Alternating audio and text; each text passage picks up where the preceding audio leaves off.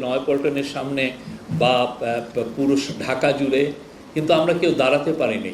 একদিন হঠাৎ তরুণরা বললো যে আমরা দাঁড়াবো, এবং দেখেন তারপরে কিভাবে চেঞ্জ এসছে।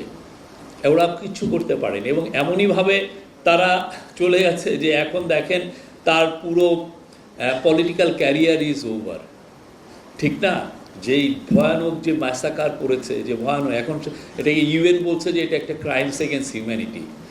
আপনি যখন 1400 জন লোক মারবেন, তার 13% যখন শিশু, যাদের আহাদের বয়স ছিল 4 বছর, তো সেখানে তো সবাই ক্রাইমস এগেন্স্ট হিউম্যানিটি বলবে। পুরো সে চলে গেছে, তার পার্টি এখন দেখেন। আবার ওনারা বলে হরতাল করছে, আমি হরতালে তো কিছু দেখি না। তো বাংলাদেশে আমরা তরুণরা নতুন করে বাংলাদেশ নির্মাণ করবে, তাতে আমরা সবাই একত্রিত হব। আমার বয়স 55, বাট আমি মনে করি আমি তরুণ, আপনারা সবাই তরুণদের যে এনার্জি নিয়ে এই উৎসবে জয়েন করেছেন, আমরা খুশি।